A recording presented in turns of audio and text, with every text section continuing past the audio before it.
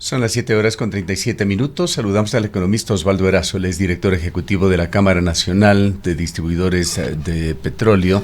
Economista Erazo, quisiéramos conocer más detalles sobre qué ha movido a los distribuidores de derivados derivados del petróleo, distribuidores de combustibles en el país, a llevar su protesta a las calles. Don Gustavo, qué gusto saludarle y a través suyo un fuerte abrazo a toda su distinguida audiencia.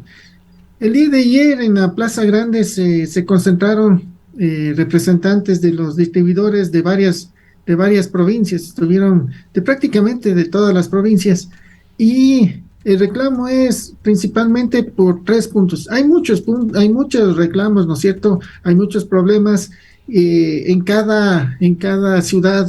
Hay problemas particulares porque hay exigencias adicionales de algunos GATS, ¿no es cierto? Pero a nivel nacional son 3 puntos principales. El uno, lo que se refiere a la restitución de 5 centavos por galón. Durante 19 años, el margen de comercialización de combustibles se ha mantenido estable, ha sido exactamente el mismo durante 19 años. En el año 2019, luego de año y medio de análisis técnicos entre el sector público y privado, y en el sector público que participó el Ministerio de Finanzas, Ministerio de Energía, Petroecuador, la Agencia de Regulación y Control, se demostró de que había que subir 5 centavos en el margen de comercialización, y así lo hicieron en 2019. Pero lastimosamente eso duró prácticamente 2 semanas, que nuevamente bajaron esos 5 centavos. Entonces el primer reclamo es de que se restituya esos 5 centavos por galón en el margen de comercialización, porque el hecho de que no se devuelva esos 5 centavos ha hecho de que prácticamente el 48.8% de las estaciones de servicio se encuentren en límite financiero crítico, ni siquiera lleguen al punto de equilibrio. Y entonces esa situación está generando mucha angustia en las estaciones de servicio. Perdóneme, para aclarar este concepto que acaba de señalar usted, las estaciones de servicio estarían perdiendo dinero, casi 50% que usted señala. Muchas de las estaciones de servicio están ya a punto de cerrar, o sea, ya algunas ya cerraron. O sea, hay algunos casos emblemáticos como lo que sucede en Zumbagua, ¿no es cierto? Zumbagua, acá en la sierra, que prácticamente en ese sector hay una sola estación de servicio. Y esa estación de servicio lastimosamente tuvo que cerrar, la única estación de servicio en un sector campesino, y que también es un sector turístico.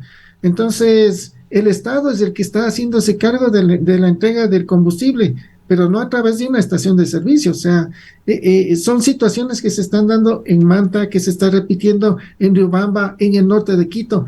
Entonces, se puede llegar a un límite en que masivamente pueden dejar de operar algunas estaciones de servicio. Ese es el primer punto. ¿Cuál es el costo? Iremos a los otros puntos más adelante, pero quisiéramos configurar un poquito mejor en términos económicos qué está pasando con esta actividad de distribución de los combustibles. ¿Cuál es el costo? No sé si se puede hablar de un promedio o de costos extremos, altos, bajos, pues hay estaciones y estaciones de distribución de combustible, pero ¿cuánto cuesta instalar una de ellas? Bueno, una estación de servicio en promedio, ¿no es cierto? Porque hay pequeñas, hay grandes, mucho influye la ubicación, si está en zona rural, ¿no es cierto? El terreno no va a costar lo mismo que en zona urbana, pero en promedio podemos decir de una estación de servicio que estará alrededor de $1 millón, ¿no es cierto?, de inversión. Y el promedio de ganancia anual de una estación de servicio está entre 12 y $20,000 anuales. O sea, imagínense, $12,000 de utilidad en una inversión de $1 millón. Prefiero poner el dinero en el banco, que me va a dar más rendimientos, en las estaciones que tienen rentabilidad. Ahora, ¿cuál es el margen de comercialización? El margen de comercialización, por ejemplo, en el diésel está en 13 centavos, y en las gasolinas está en 15 punto algo centavos por galón. Ese margen es compartido entre las comercializadoras, las estaciones de servicio y el transporte. Hay estaciones de servicio que están cerca de un terminal, y de esos 13 centavos del diésel tiene que pagar, por decirle, si está cerca de un terminal, 1 centavo por galón, ya se le va 1 centavo. Pero hay otras estaciones de servicio que están ubicadas lejanas del terminal, ya no pagan 1 centavo, sino que tienen que pagar hasta 7 centavos por galón en el transporte. 7 centavos de esos 13 centavos que tiene que pagar todo lo que es la gestión de las estaciones de servicio, las comercializadoras y el transporte. Entonces, y las dos estaciones, la una que paga poco transporte y la otra que paga mucho transporte, las dos tienen que vender al mismo precio de venta del combustible a nivel nacional. Ingeniero Erazo, usted nos comentaba en algunos otros encuentros que hemos tenido que toda esta situación se vería además agravada con la incorporación de estas nuevas gasolinas, que si bien no se distribuirán en todo el país, hay puntos específicos en los que se pondrían por parte del Estado a expenderlas. Bueno, lo de las nuevas gasolinas, ¿no es cierto? Hay muchas expectativas, ¿no es cierto? Que bueno, que sería que esta nueva gasolina, la de 89 octanos, ¿no es cierto?, tenga un buen mercado, pero lastimosamente entra con un precio liberado, ¿no es cierto? Este rato está en $3.70 y tiene que competir con una gasolina, la Ecopaís o la Extra, ¿no es cierto?, que está a $2.40, que está a un precio fijo. Y en la práctica se demostró de que el consumidor prefiere precio a lo que es calidad. Y también ya se ven inconvenientes, ¿no es cierto?, en lo de la gasolina de 95 octanos. Inconvenientes no en lo que se refiere a calidad, sino que no olvidemos que la nueva gasolina esa de 89 octanos, dieron una fecha, suspendieron. Dieron una segunda fecha, suspendieron. A la tercera fue la vencida. Esta vez supuestamente salía a mediados de octubre, y ya anunciaron que va a salir a finales de octubre. Esperemos de que en realidad ya salga para finales de octubre, porque esa gasolina va a reemplazar a la gasolina de 92 octanos, totalmente de acuerdo en esa parte, porque viene una gasolina que reemplaza a otra gasolina y la infraestructura está lista para esa gasolina, ¿no es cierto? Y no pasa con la otra de 89 que no tomaron en cuenta la infraestructura privada e incluso la propia infraestructura de Petroecuador. Quedándonos en el tema de las cifras todavía, ingeniero Erazo, ciertas aclaraciones que requieren hacerse. Usted señala que el costo de instalación de una gasolinera pequeña, rural, podría estar en el orden de $1 millón. Hay un referente que se hizo público recién, la venta de una estación de gasolina, una de las más rentables en el país, se entiende, de Petroecuador, en el centro de Quito, en la zona norte de Quito en realidad, que se le había vendido en $4 millones, lo que quiere decir que puede haber gasolineras mucho más caras. Usted habla de utilidades que estarían entre $12,000 a $20,000 anuales, que es un valor absolutamente ínfimo si tomamos en consideración, y le agradecería nos corrija, no es nuestra especialidad la administración financiera, pero en una inversión de $1 millón, lo razonable sería esperar una utilidad neta de unos $150,000. Y usted señala que se están recibiendo utilidades netas de $12,000 a $20,000. Es decir, un pésimo negocio. Es esa la situación real de las gasolineras de Ecuador, y allí sorprende un tanto de por qué no hay una más alta rotación o cierre de estos negocios. ¿Cómo pueden aguantar tanto? Bueno, no olvidemos de que también hay negocios complementarios, ¿no es cierto? Y también se tuvo que reducir los costos de las estaciones de servicio. Las estaciones de servicio tuvieron que reducir el personal al máximo. Muchas estaciones de servicio ya no atienden 24 horas al día, o sea, solo atienden en horario de la mañana y la tarde, ¿no es cierto? Y también prácticamente en ninguna estación de servicio a nivel nacional se tiene servicio de guardianía, o sea, todo lo que se puede ahorrar se lo ha hecho para poder mantener un negocio que seguramente fue lucrativo, que fue rentable antes, ¿no es cierto? Pero ya en 19 años que se mantenga el mismo margen y que no quieran poner el ojo en un problema que tarde o temprano va a estallar, ¿no es cierto? Esa indiferencia puede costarle mucho a la economía del país. ¿Cuántas estaciones de gasolina aproximadamente existirían en Ecuador? Son alrededor de 1,180 estaciones a nivel nacional que están participando, ¿no es cierto? el volumen de ventas también influye muchísimo en lo que se refiere a las estaciones de servicio. Pero, por ejemplo, aquí en el Ecuador, que estamos con un margen de 13 o 15 centavos, en Colombia el margen es de 30 centavos. O sea, estamos aquícito nomás y se puede notar la diferencia. O sea, no hacemos comparaciones con estaciones donde los márgenes son mucho mayores. No, aquí en Colombia nomás tienen un margen de 30 centavos. No se está pidiendo los 30 centavos, sino que se está pidiendo solamente los 5 centavos que se restituyen. Y esto no necesariamente influiría en que se incrementen los precios de los combustibles, no necesariamente, sino que esto tendría que revisarse en la estructura de costos, porque no olvidemos de que desde mayo del 2020, cuando se incrementaron los precios, ¿no es cierto? El diésel estaba en $1.03 y terminó en $1.75. El único que se benefició con todos estos incrementos fue el Estado.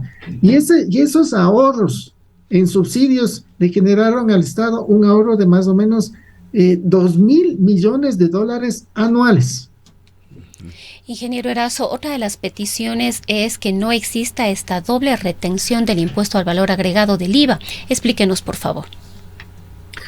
En las estaciones de servicio hay una particularidad, ¿no es cierto? El rato que se adquiere el combustible, le retienen el IVA del margen de comercialización, ¿no es cierto? O sea, ya le están reteniendo una parte del IVA, el rato, usted ni siquiera vende el combustible, pero ya le están reteniendo una parte del IVA, ¿no es cierto? Ya. Esa es una particularidad en las estaciones de servicio que por adelantado usted ya está pagando. Sí, primero. Segundo, pero si usted adquiere ese combustible y tiene que vender al sector público, a la policía, a los hospitales, a los bomberos, a las universidades, ¿no es cierto? Las universidades, el sector público le retiene el 100% del IVA, pero si ya les retuvieron antes el IVA, ¿por qué le vuelven a retener el 100% del IVA? Hay una doble retención del IVA, y eso obviamente genera iliquidez en las estaciones de servicio. En ninguna parte de la ley se permite que se haga la retención 2 veces del IVA, y en las estaciones de servicio está sucediendo eso. Y no es que la solución es el SRI le va a devolver rapidito. No. Conocemos lo que se demora el SRI en devolver esos dineros. Y es un problema financiero, porque las estaciones de servicio, aparte de que les retienen 2 veces el IVA, tiene que comprar cada vez un combustible cada vez más caro, ¿no es cierto? Y los gastos financieros cada vez van creciendo. En el país, si no le escuchamos mal, habría 1.200 estaciones de servicio. ¿Cuántas estaciones se han cerrado en estos últimos tiempos? Bueno, alrededor de 8 estaciones de servicios las que se han cerrado, ¿no es cierto? Principalmente en Riobamba, en Zumbagua, en Manta de las que tenemos. Hay otras que están en proceso de cierre, o incluso que quieren ya venderles las estaciones de servicio. Yeah. Sí, entonces, sí, eso preocupa. Y claro, muchos dicen, pero también hay estaciones de servicio nuevas. Sí, hay estaciones de servicio y hay estaciones de servicio. Todo depende también de la ubicación de las estaciones de servicio.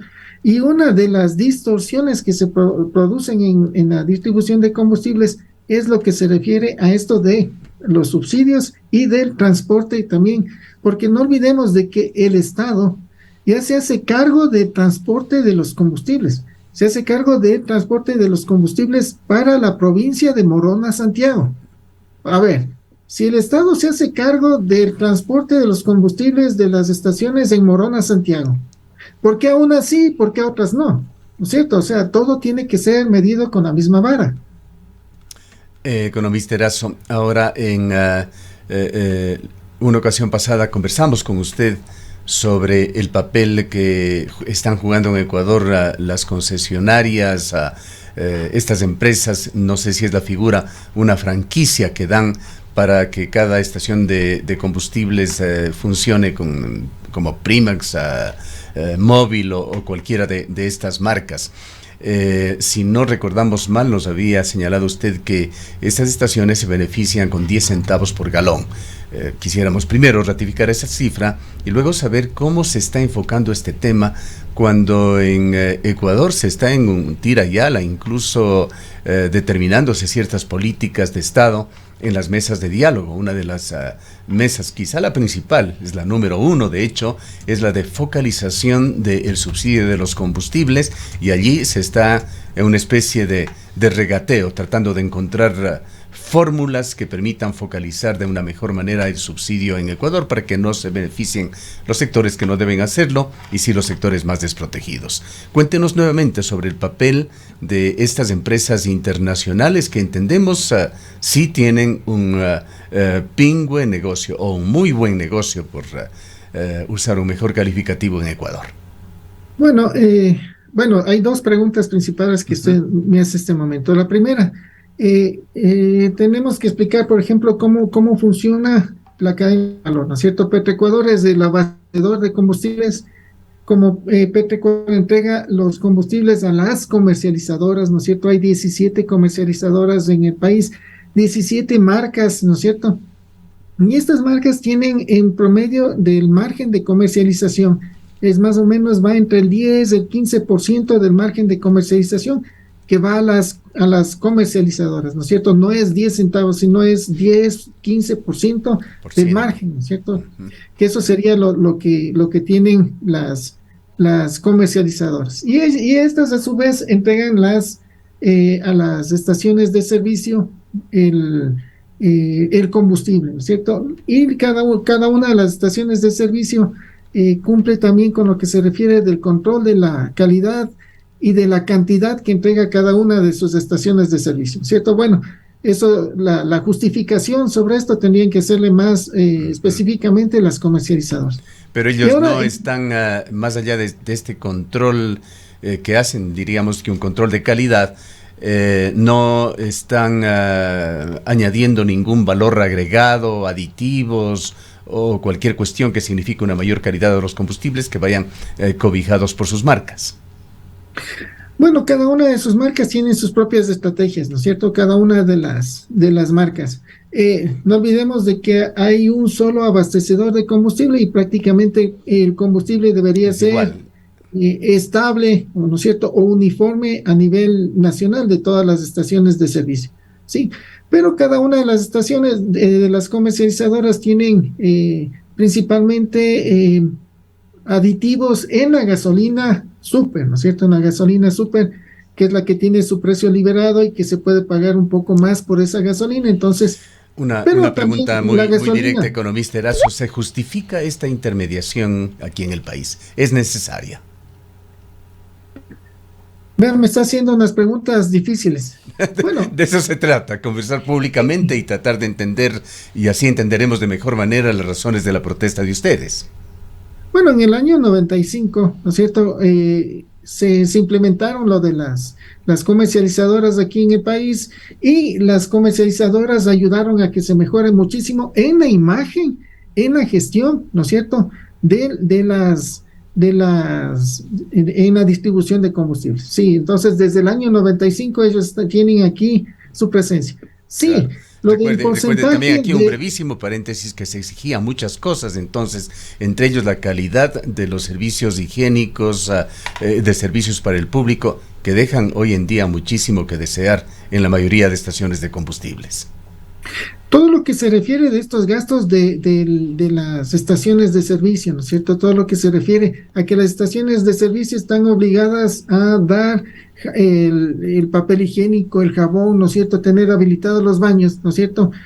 No olvidemos de que es una estación de servicio, ¿no es cierto? Pero no es obligación esa de las estaciones, o sea, y el Estado le puso eso como obligación a las estaciones de servicio, bajo el costo de las estaciones de servicio. Entonces, muchas veces se ha visto de que no solo es que se pierde lo que es el jabón, el papel higiénico, sino incluso lavabos, las llaves y todo eso se pierden en las estaciones de servicio, y tienen que desembolsar las estaciones de servicio. Y ese es un punto más de control y de sanción a las estaciones de servicio, que no debería ser así también. Ya, esto traía yo a colación, economista Erazo, porque en realidad todo esas expectativas que se generaron con la llegada de las comercializadoras a Ecuador, en alguna medida no se están cumpliendo, se han ido diluyendo. Bueno, esa ya es una cuestión de el control de lo que se refiere a la calidad y la cantidad. Es responsabilidad, sí, de la estación de servicio, de las comercializadoras y del organismo de control, de la Agencia de Regulación y Control. Obviamente, si es que hay algún problema en alguna estación de servicio en lo que se refiere a la calidad y la cantidad, cada cliente está en la posibilidad de hacer la denuncia, ¿no es cierto? Porque puede ser, no vamos a meter las manos al fuego, puede ser. Pero en todo caso, hay controles internos, son instrumentos mecánicos que pueden descalibrarse, ¿no es cierto? Y no solo puede descalibrarse hacia abajo, sino también puede descalibrarse hacia arriba. Y el único que tiene las llaves de los candados del control para poder calibrar los surtidores es la Agencia de Regulación y Control. Y si es que están alterados estos candados, ¿no es cierto?, estos controles, las multas son sumamente altas que le llevaría obligatoriamente a la estación de servicio a la quiebra o al cierre de esa estación de servicio. ¿Cómo juzga usted, por otra parte, el papel, aunque ya lo ha dicho, de la Agencia de Regulación y Control, pero más globalmente de Petroecuador y Petrocomercial? Empresas que se ven día a día involucrados en tremendos escándalos en Ecuador, que habrán trascendido también a conocimiento de su asociación. ¿Qué papel están jugando en toda esta problemática que al final confluye en problemas como los que ustedes están reclamando, mejores condiciones de rentabilidad, de funcionamiento como negocio de los distribuidores de derivados del petróleo en Ecuador? Yo creo que una de las distorsiones que existen en la comercialización de combustibles, aparte de los precios subsidiados de los combustibles, es que también Petroecuador actúa como comercializadora dentro de la cadena de valor. Es la abastecedora, ¿no es cierto? Es la principal, sí, es la que importa el combustible, es la que refina el combustible. Petroecuador es la que abastece el combustible y es la que entrega el certificado de calidad. Pero en la siguiente fase, donde están las comercializadoras, está también Petroecuador como comercializadora. Esa también puede ser una distorsión en el mercado. Y también no olvidemos de que hubo el decreto 95, hace más de un año, que le dieron plazo a Petroecuador para que de manera inmediata venda las estaciones de servicio en zona de frontera, porque las estaciones de servicio de zona de frontera son de propiedad de Petroecuador. No es que son afiliadas a la franquicia, no es que tienen solo la marca, no, son de propiedad de Petroecuador. Entonces, y pasó un año y no pasó nada, e incluso ya ese decreto ya se derogó, ¿no es cierto? Entonces, a Petroecuador sería bueno preguntarle, con la presencia de ellos, de esas estaciones en propiedad del Estado, si en realidad se cumplieron los objetivos de disminuir el consumo de combustibles, disminuir el subsidio, disminuir el contrabando. Y también sería bueno preguntarles si en manos del Estado esas estaciones de servicio son rentables, ¿no es cierto?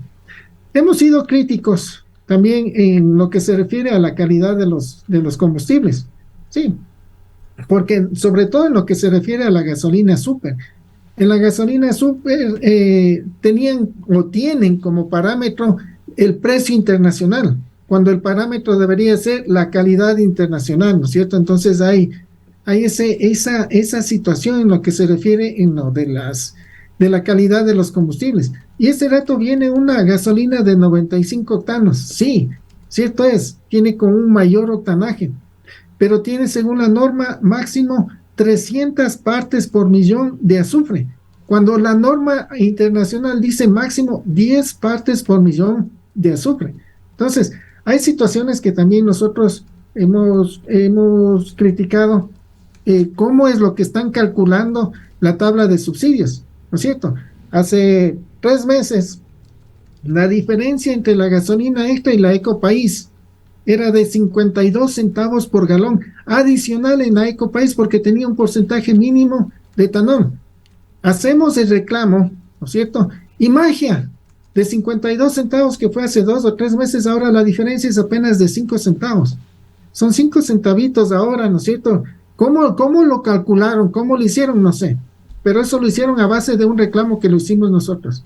En un mercado que 1 centavo influye muchísimo porque es un mercado de 600 millones de galones de combustible anual. Entonces, hay muchas situaciones que llaman la atención. Lo que se refiere también a esta gasolina pesca artesanal, ¿no es cierto?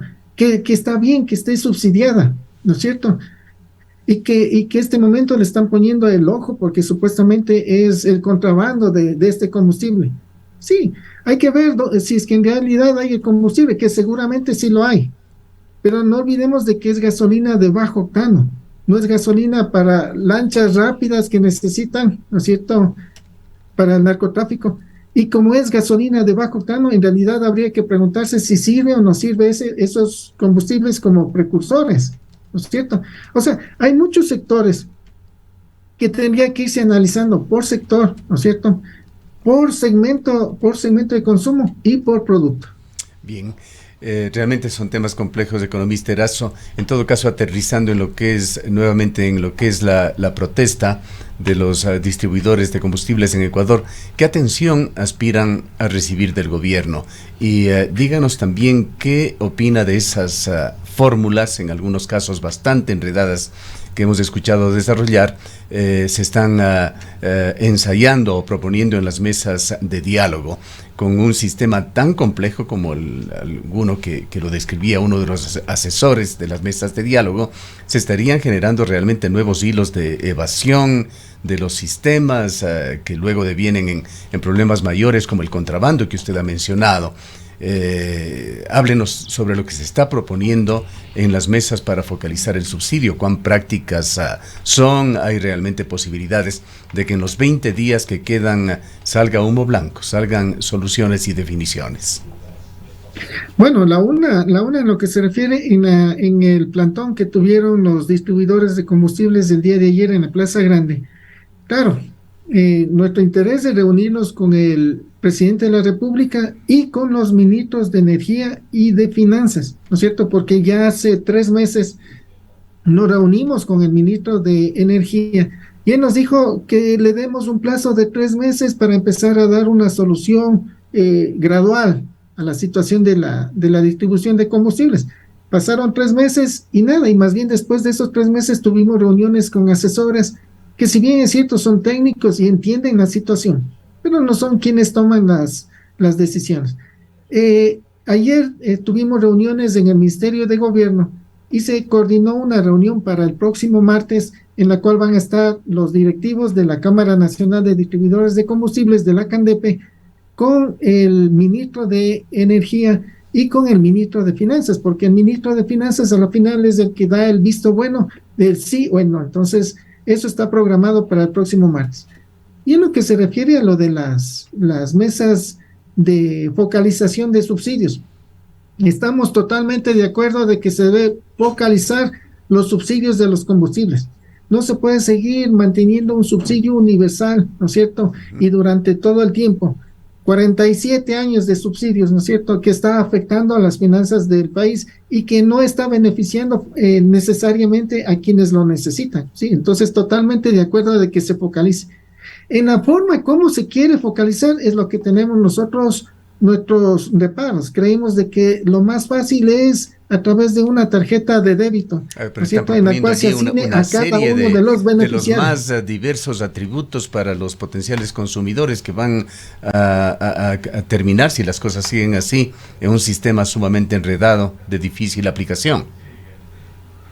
Claro, están hablando de un sistema, ¿no es cierto?, que tendría que estar interconectado con la Agencia Nacional de Tránsito, con el SDI, con el Ministerio de Energía, con la Agencia de Regulación y Control, con Petroecuador y con todas las estaciones para verificar dónde compró el uno y si le queda saldo o no le queda saldo, ¿no es cierto? Dando gran espacio a la viveza criolla, además, cabe decir.